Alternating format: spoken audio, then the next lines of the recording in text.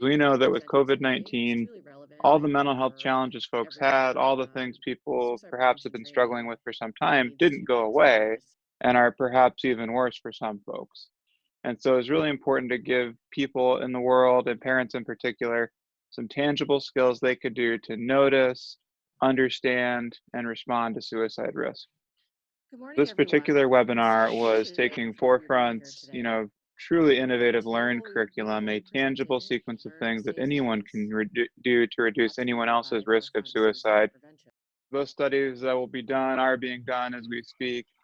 But just conceptually, to imagine that, as a start with social distancing, physical Teachers, distancing, basically not mentors, being able to be a part of educators, your and community in the same way, it suicide would be real prevention easy to feel experts. disconnected and like you can't establish or maintain those relationships that you've Okay, so why counted are we on here? So the in the training we'll be past. presenting today. Related to that, which has not been studied yet, but something that's caught a lot of our attention in the mental health community, suicide prevention world, is 100% that, relevant to people firearms did as purchase a well. lot We of know that firearms during the run up to this roughly crisis. half of all suicides in this We know people country are going to be home, stressed out, advocating for youth, potentially with a access little to bit lower for firearms and men, other lower lethal means percentage, that but we has know to that be roughly half addressed. of all suicides. Training we'll be I think presenting the, today is truly biggest piece relevant. is I to, believe even though we you can are at everybody home, need presumably suicide with your prevention children, with your training, family, needs remaining training tuned for in, suicide remaining attempts. tuned So in what I to want you to not understand is just that this is a suicide kind of isn't globally as an stressful iceberg and to a minute difficult to close time, your eyes and but imagine looking much for the more. things that might be Suicide deaths particularly take noticeable in your place every children, in your year. adolescent, in your Unlike house. that one.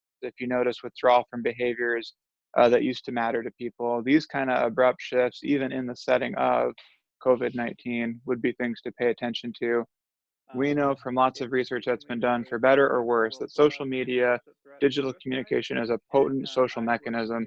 So I think to the extent one is comfortable with leveraging that for good, that's really important. And so even if you're stuck at home where you could be, there could be a trap there where you think that, well, I've got all the time in the world. Being intentional, scheduling activities that are likely to make you feel better is really important. And that could be hopping on some kind of video call with friends and family. That could be really, scheduling out what are you going to do to feel better? What are you going to do that matters to you? One of the biggest Choose things that these four I options. think about for suicide prevention that is Listening. probably A especially way that you important can now demonstrate is the that you power understand of listening is by reflecting unconditional back what they've expressions of shared. care and So, concern, um, letting ask people my in your friend life Chris know that you to are come on thinking of here them, that you care because this about is something them, more that you hope effectively good done things for if them. somebody. Suicide prevention is something that we all need to know. It's something like CPR. It's just is very similar to the public health messaging we're hearing about how do you prevent spread of contagious viruses like hand washing. We created this video. Again, we were offering the training before, but now we feel like it's even more critical now in the context of COVID-19 with all the increase in stress and anxiety that we're seeing virtually every family across America and across the globe experiencing. Suicide is a serious public health issue in the US and around the globe. In the United States, we lose roughly 50,000 Americans to suicide every year.